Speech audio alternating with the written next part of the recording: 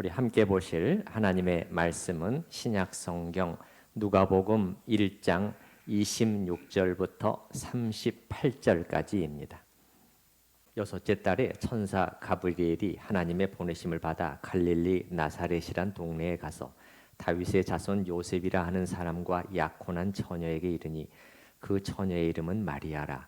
그에게 들어가 이르되 은혜를 받은 자여 평안할지어다. 주께서 너와 함께 하시도다 하니 처녀가 그 말을 듣고 놀라 이런 인사가 어찌함인가 생각하며 천사가 이르되 마리아여 무서워하지 말라. 내가 하나님께 은혜를 입었느니라. 보라 내가 잉태하여 아들을 낳으리니 그 이름을 예수라 하라. 그가 큰 자가 되고 지극히 높으신 이의 아들이라 일컬어질 것이요 주 하나님께서 그 조상 다윗의 왕위를 그에게 주시리니 영원히 야곱의 집을 왕으로 다스리실 것이며 그 나라가 무궁하리라. 마리아가 천사에게 말하되 나는 남자를 알지 못하니 어찌 이 일이 있으리이까. 천사가 대답하여 이르되 성령이 내게 임하시고 지극히 높으신 이의 능력이 너를 덮으시리니 이러므로 나실 바 거룩한 이는 하나님의 아들이라 일컬어지리라.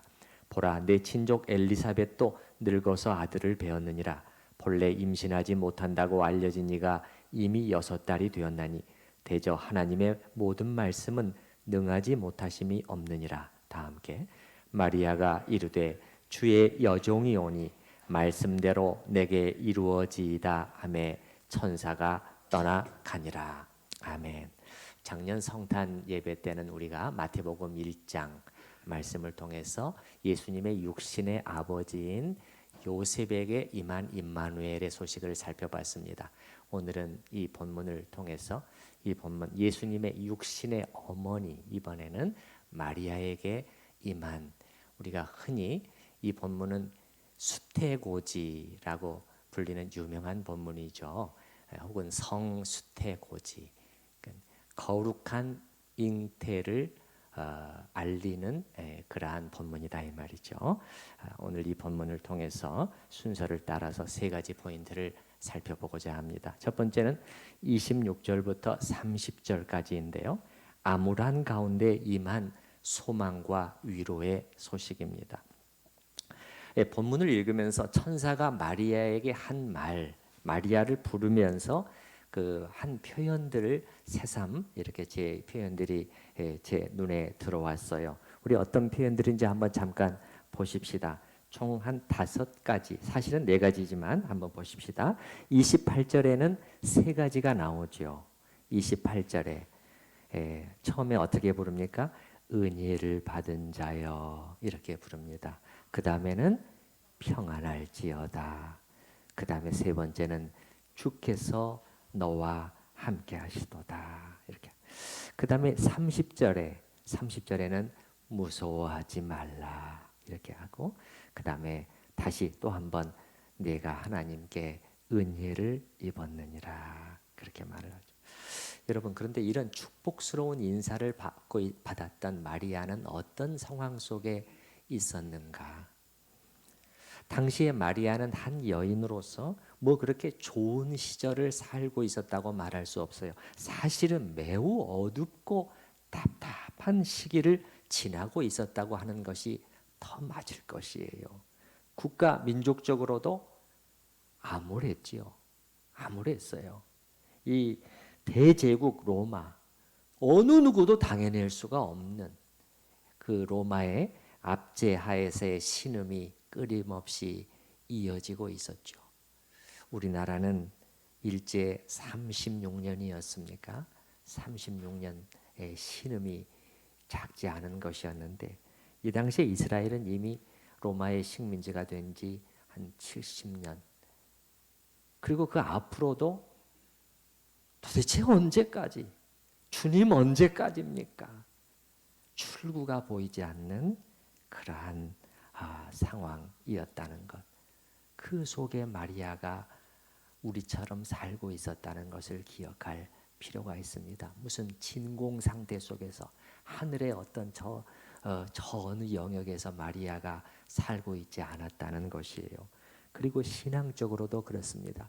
하나님의 말씀은 희귀했고, 그리고 이 당시 종교 이 유대 지도자들의 상태를 보면 우리가 그 당시의 분위기를 영적인 분위기를 금방 알 수 있잖아요.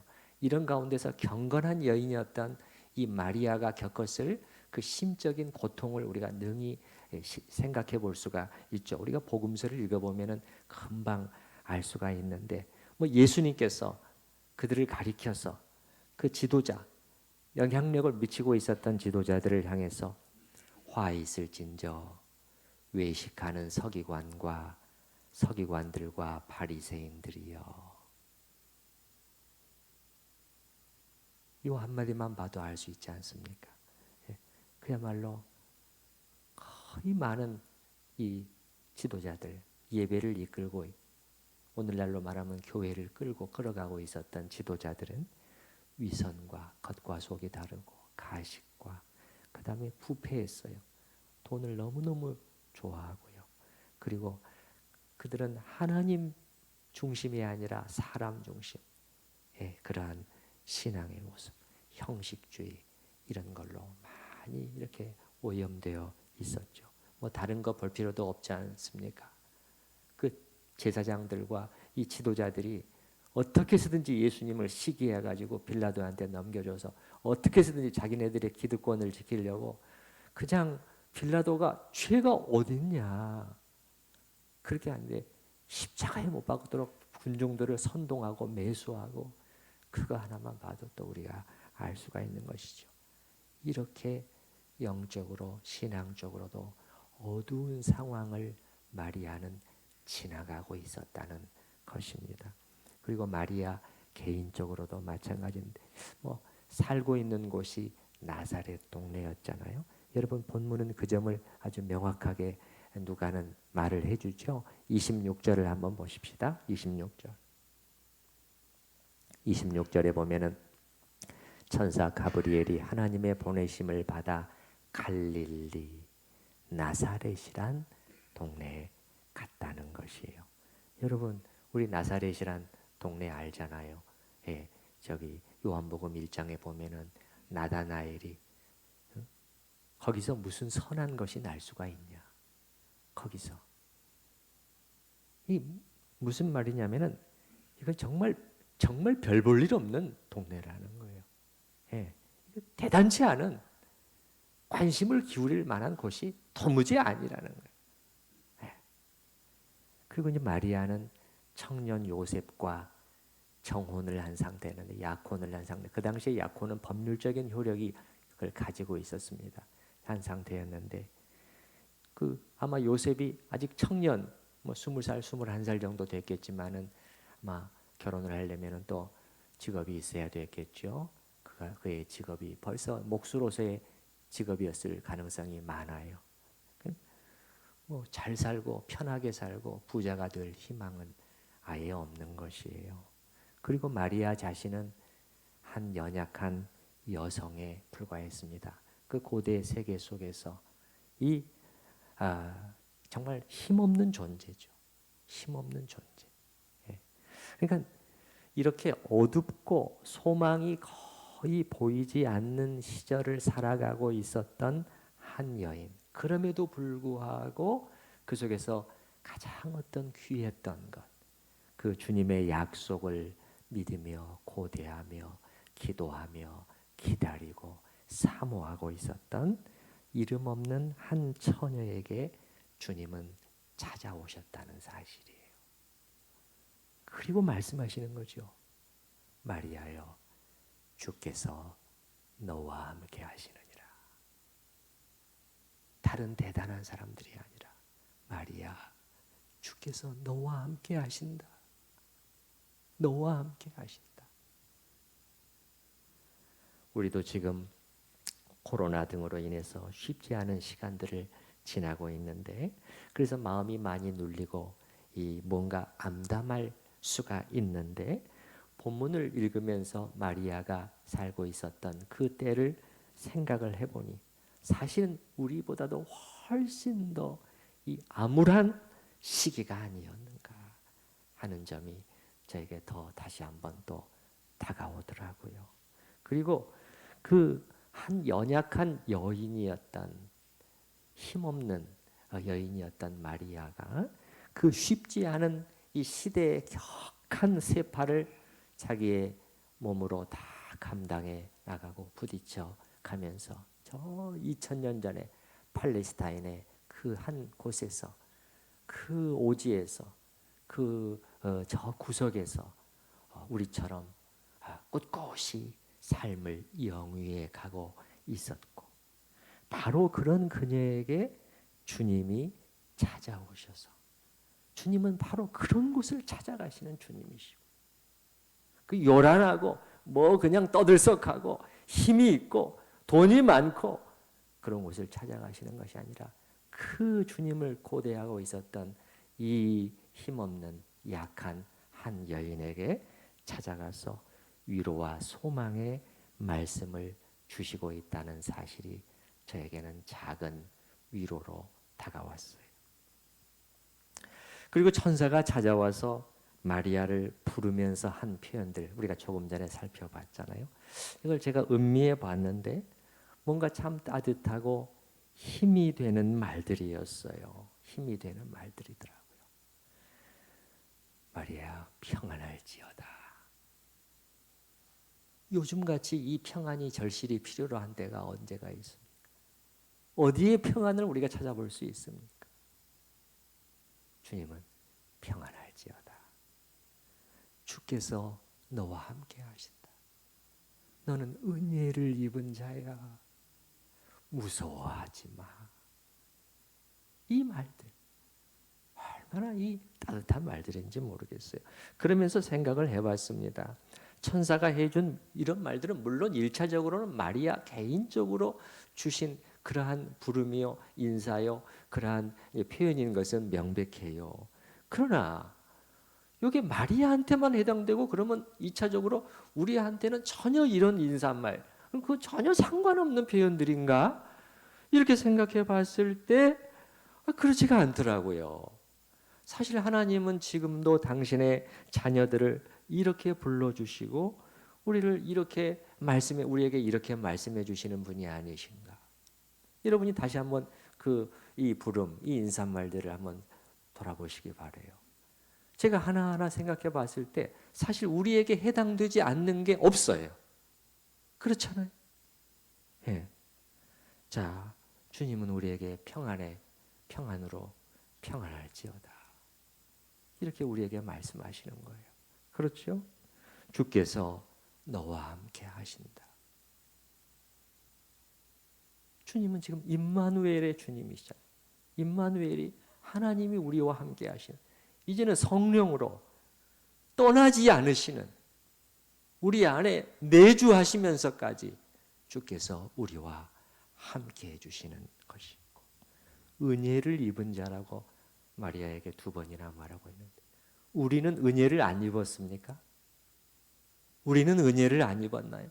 너무나 큰 은혜를 입은 자들이죠. 맞습니까? 네네. 그리고 무서워하지 말라. 팬데믹이나 이런 다른 어떤 사람들을 두렵게 하는 일이 있다고 할지라도 무서워하지 말라고 주님은 우리에게 말씀하시는 것이죠. 그래서 저는 이 성탄절 아침에 우리 성도님들께도 바로 이런 말들로 인사를 드리고 싶습니다. 여러분 평안하시기를 바랍니다. 주께서 여러분과 함께 하십니다. 여러분은 은혜를 받은 자들입니다. 무서워하지 마시기 바랍니다. 아멘. 2번째는 31절부터 35절까지인데요.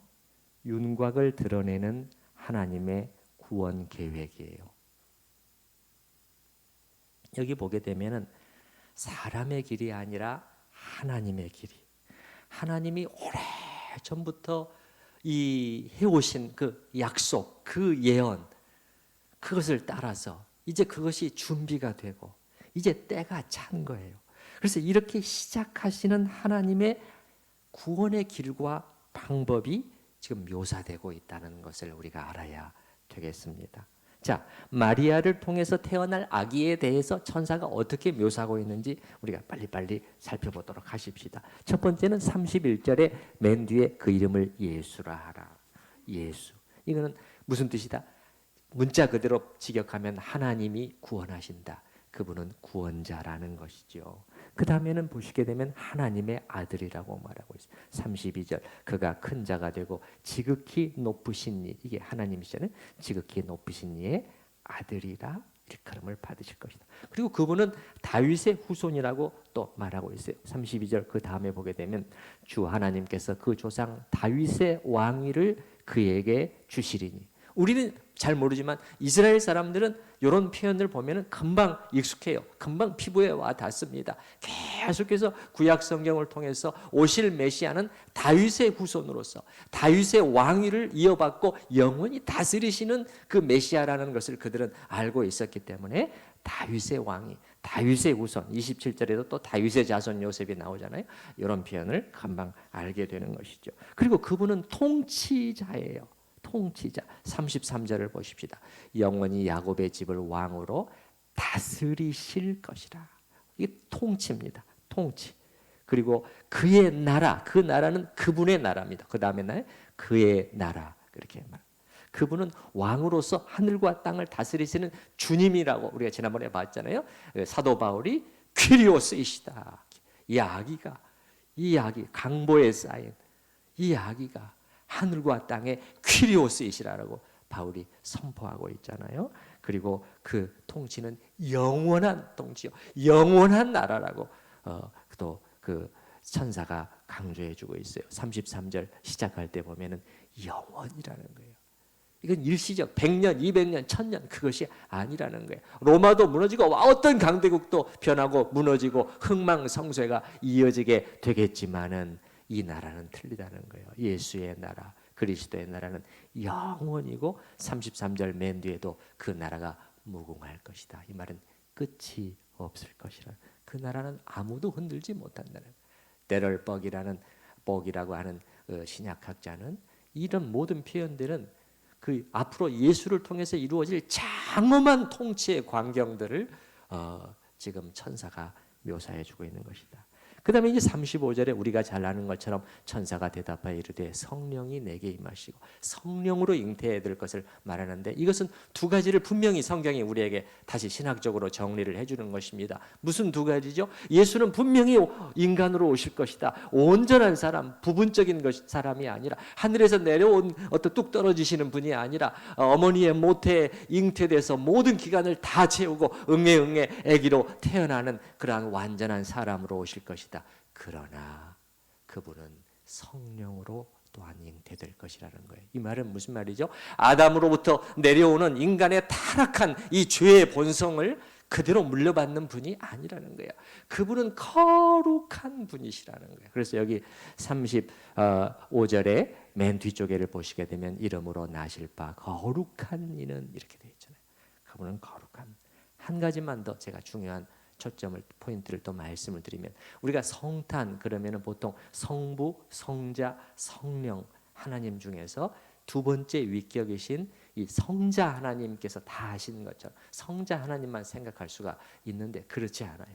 여러분, 삼위 하나님은 언제나 이 중요한 사역들을 같이 하고 계신다는 걸 볼 수가 있었는데 이 성육신 아들의 태어나심 속에서도 성부, 성자, 성령이 같이 일하고 계시는 거예요. 같이 일하고 계시는 거예요. 여기 보면 다 나옵니다. 35절 한번 보시기 바랍니다. 35절에 보면은 다 나오죠. 천사가 대답하여 이르되 성령이 내게 임하십니다. 성령 하나님이시. 그 다음에 지극히 높으신 이 이게 성부 하나님이에요. 성부 하나님의 능력이 그 마리아를 덮게 마리아에게 임하게 될 것이고 그리고 성자 하나님이 태어나시는 것입니다. 이름으로 나실 바 거룩한 이는 하나님의 아들이라 일컬음을 받게 될 것이다. 지금 누가복음 1장에서는 무슨 일이 벌어지고 있는 것인가? 누가는 천사의 입을 통해서 우리에게 지금 무엇을 보여주고 어떤 그림을 우리에게 보여주고 있는 것인가? 제가 말씀드렸잖아요. 이 무슨 길이냐? 이거는 하나님의 길이 준비되어 있다. 하나님의 길이 준비가 끝난 거예요. 이제는 나타나고 있는 거예요. 막이 올라가고 있다는 거예요. 막이 올라가고 있는 거예요. 하나님의 위대한 구원의 계획이 이제 막이 올라가고 있는 장면을 우리에게 이 수태고지를 통해서 묘사해 주고 있는 것이죠. 제가 말씀드렸죠. 하나님의 길, 인간의 길. 이 하나님의 방법, 이게 두 가지가 대립이 되고 있다고 말씀드렸어요. 하나님은 이거 인정하지 않으신다. 이거 육이다. 육으로 난 것은 육이요, 영으로 난 것은 영이니, 인간의 길, 인간이 만들어낸 것, 인간에게서 나오는 것, 인간의 의, 모든 것들, 인간의 방법, 구원 안 된다는 거예요. 하나님께서 너희가 받지 않느냐? 무엇을 더 기대하느냐는 거예요. 무엇을 더 기대하느냐는 거예요.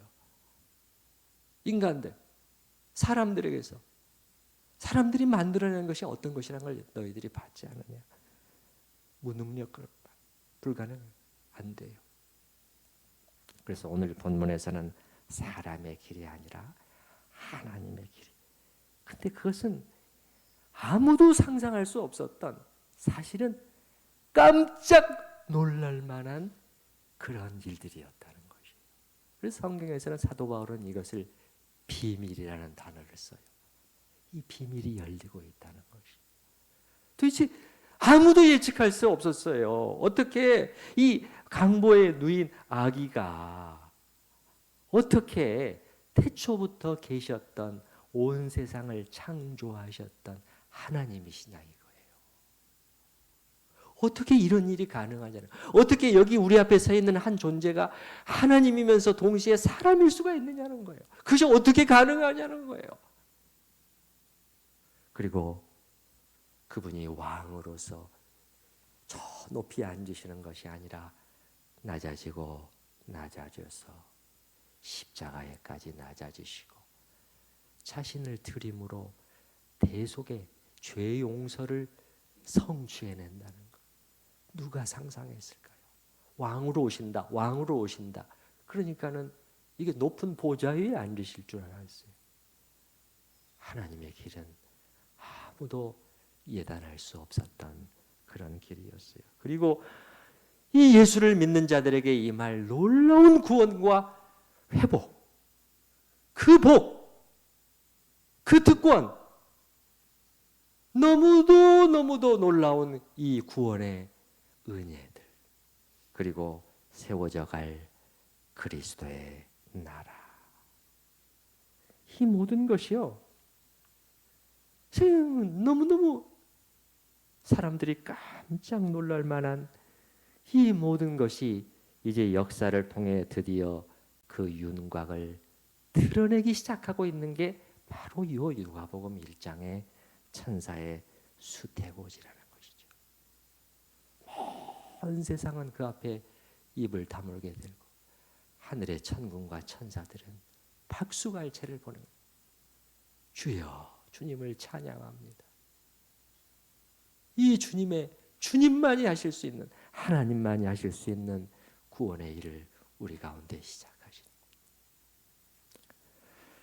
그래서 이 두 번째 윤곽을 드러내는 하나님의 구원 계획, 그리고 마지막 세 번째 36절부터 38절까지는 말씀대로 되어지이다.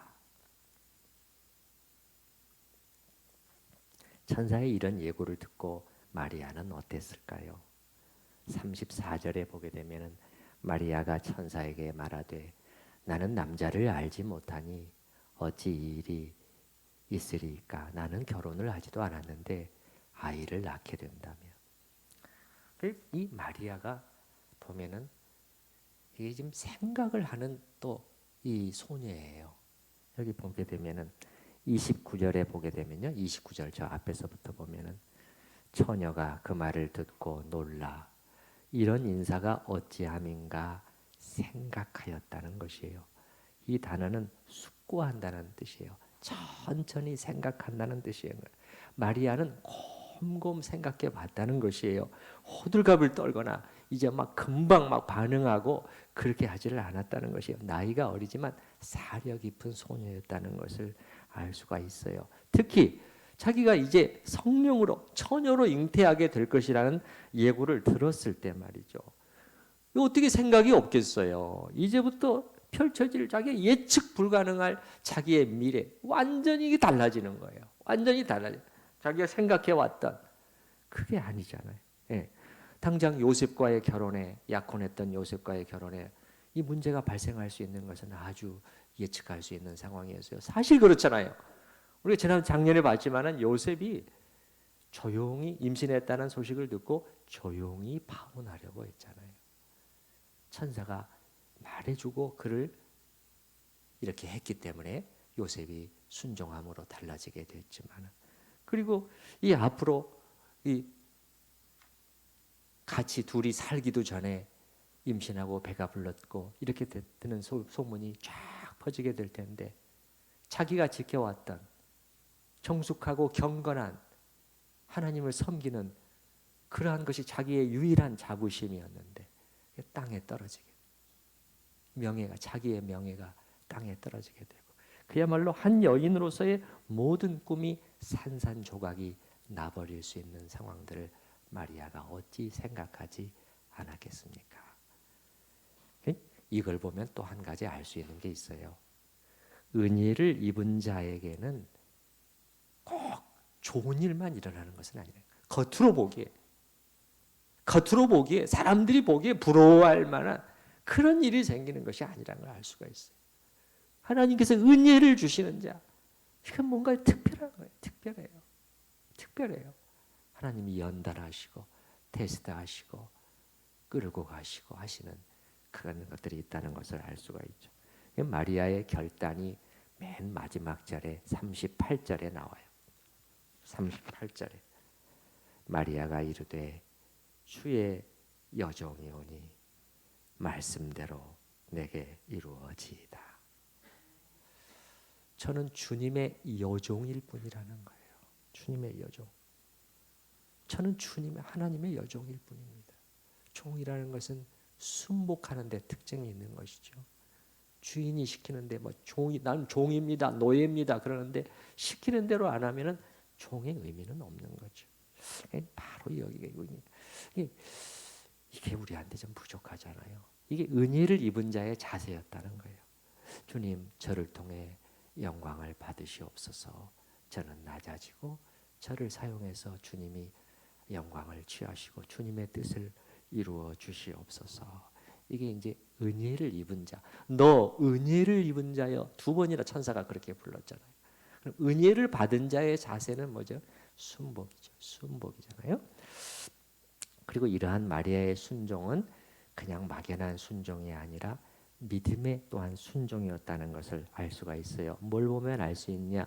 38절에 다시 한번 보시면 주의 여종이오니 말씀대로 내게 이루어지기를 바랍니다. 이렇게 되어 있잖아요. 말씀대로 이루어질 것을 믿는다는 거예요. 그러니까 제가 말씀에 순종할 때 주께서 저에게 말씀하신 대로 모든 놀랍고 영광스럽고 아름답고 복된 일들이 저와 그리고 이 모든 사람들에게 우리에게 일어날 줄을 저는 믿습니다. 믿음이 있기 때문에 또한 순복이 가능한 거예요. 저는 믿고 나아간다는 하나님의 말씀대로 말씀을 붙잡았다는 것을 알 수가 있어요. 이거는 그 앞에 천사가 한 말과도 천사도 말씀을 말해요. 하나님의 말씀을 말하잖아요. 37절 보시기 바랍니다. 대저 하나님의 모든 말씀은 능하심이 없다. 능치 못하심이 없다. 이 말씀을 붙드는 거예요. 그럼 능치 못하심이 없다. 그거는 그 앞에 천사가 예를 들어주는 거예요. 이 표적이 나타났다는 거예요. 표적이 나타난 거예요. 너의 친척 엘리사벳 나이가 들어서 이제는 불가능하다. 남편도 세례 요한의 엄마 아버지잖아요. 세례 요한의 엄마 아버지 다 이제는 끝났다. 임신은 불가능해. 그런데 그 엘리사벳이 임신했고 6개월이나 되었어. 그렇게 말해주는 거죠. 거기 여러분 36절 앞에 보시기 바랍니다. 36절 보라 내 친족 엘리사벳도 늙어서 아들을 배었느니라. 늙어서 본래 임신하지 못한다고 알려진 평생 애를 낳지만 늙어 이제는 무슨 누가 믿을 수 있겠어요? 누가 기대할 수 있겠어요? 그러나 알려진 이가 이미 6달이 되었다. 그러면서 하나님의 말씀은 능치 못하심이 없느니라. 마리아도 그 말씀을 따라서 말씀대로 제가 순복합니다. 그래서 천사는 너에게 고한 이 모든 말씀, 이스라엘과 그리고 온 세상을 구원할 메시아가 너의 몸을 통해 태어날 것이고 너는 복의 통로가 될 것이다 하는 그것에 대해서 마리아가 자기 생각과 판단이 아니라 주님의 능치 못하심이 없는 말씀을 꽉 붙들고 순종했다는 것을 알 수 있습니다.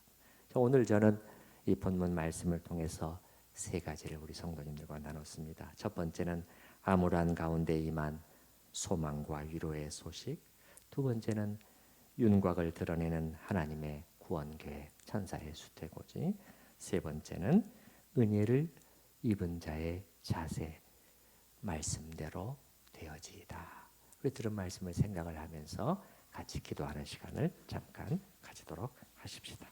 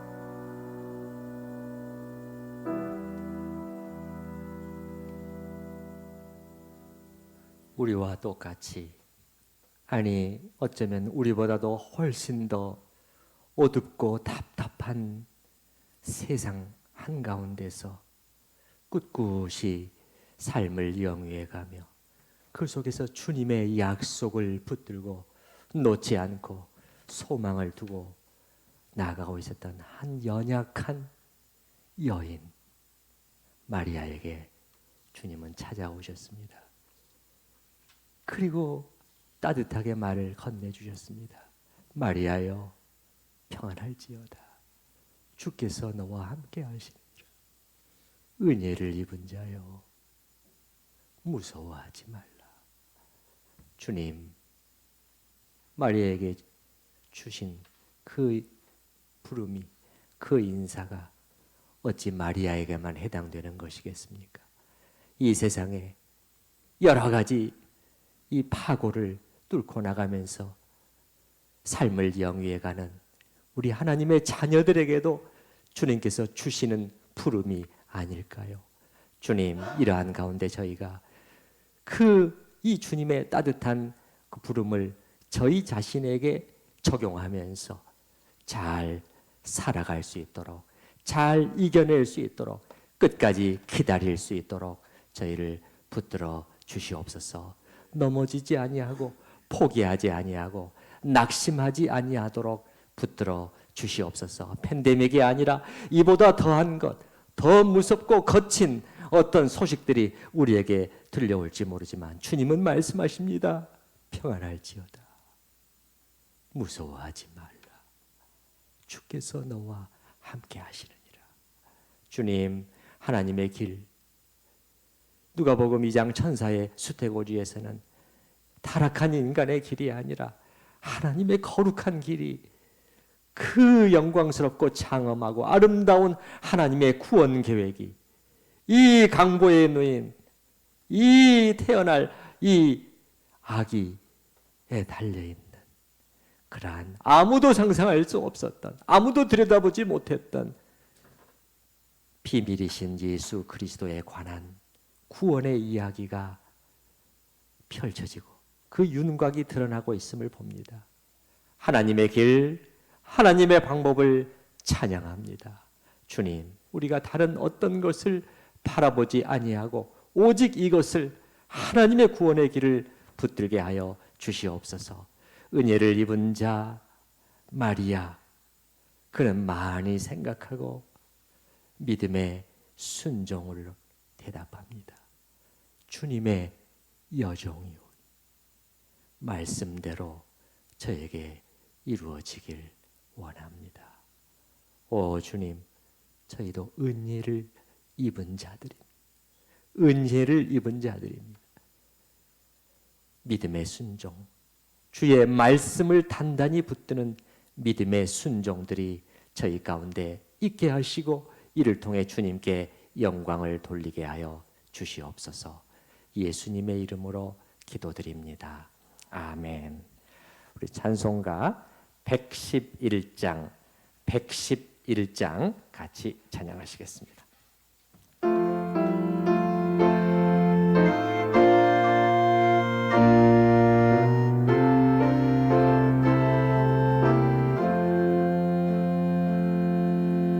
귀중한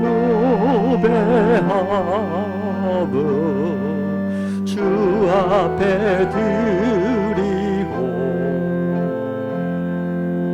우리의 몸과 마음도 다 함께 바치세. 진리를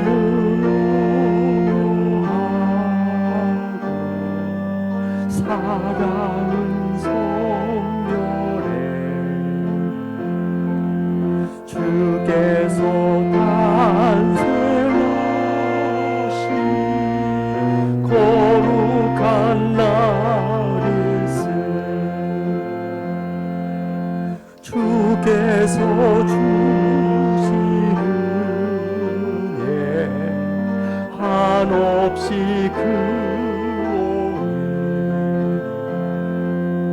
우리가 받은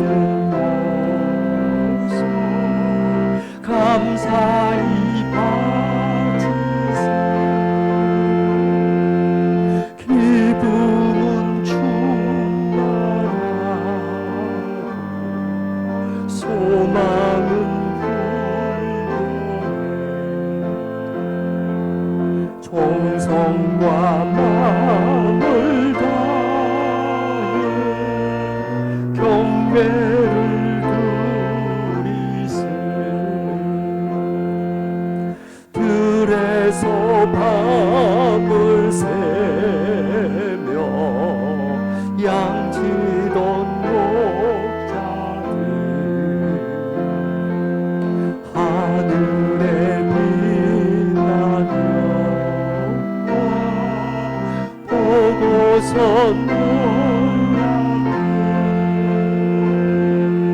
천사의 길